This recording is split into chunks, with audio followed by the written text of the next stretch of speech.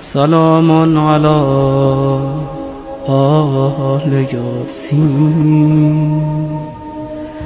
السلام عليك يا داعي الله ورباني آياته.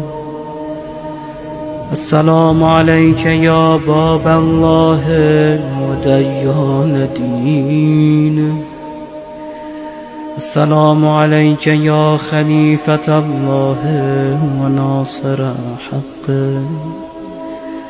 السلام عليك يا حجة الله ودليل إرادته. السلام عليك يا تالي كتاب الله وترجمانه. السلام عليك في آناء ليلك وأطراف نهارك. السلام عليك يا بقية الله في أرضه. السلام عليك يا ميثاق الله الذي أخذه ووكده. السلام عليك يا وعد الله الذي ضمنه. السلام عليك أيها العلم المنصور والعلم المسبوق والغوث والرحمة الواسعة وعدا غير مكذوب. السلام عليك حين تقوم. السلام عليك حين تقوم. السلام عليك حين تقرأ وتبين. السلام عليك حين تصلي وتقنط. السلام عليك حين تركع وتسجد. السلام عليك حين تهلل وتكبر. السلام عليك حين تحمد وتستغفر. السلام عليك حين تصبح وتمسي. السلام عليك في الليل إذا يغشى والنهار إذا تجلى. السلام عليك أيها الإمام المأمون.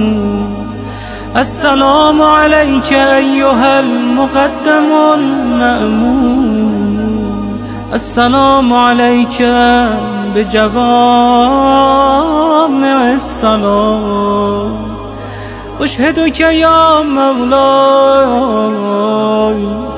أني أشهد أن لا إله إلا الله وحده لا شريك له وأن محمدا عبده ورسوله لا حبيب إلا هو وأهله.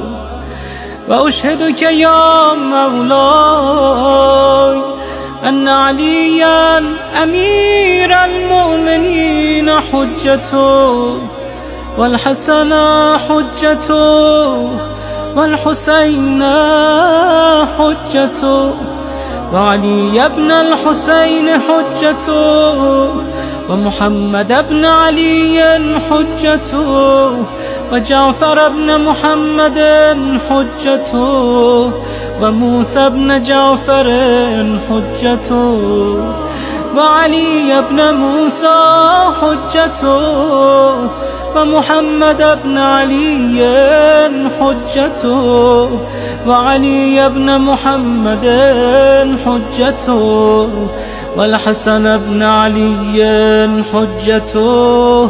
وأشهد أنك حجة الله. أنتم الأول والآخر وأن رجعتكم حق لا ريب فيها يوم لا ينفع نفسا إيمانها لم تكن آمنت من قبل أو كسبت في إيمانها خيرا.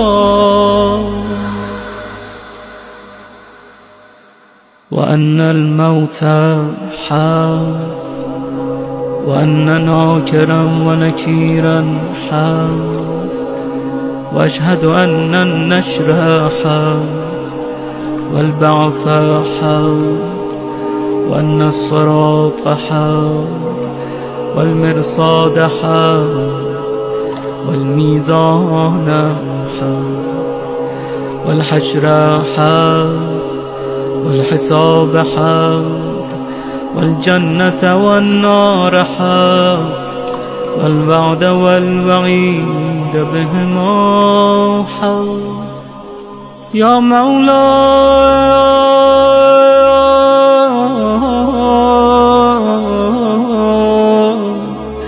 شقي من خالفكم وسعد من أطاعكم، فاشهد على ما أشهدتك عليه وأنا ولي لك بريء من عدوك، فالحق ما رضيتموه والباطل ما سخطتموه، والمعروف ما أمرتم به والمنكر ما نهيتم عنه.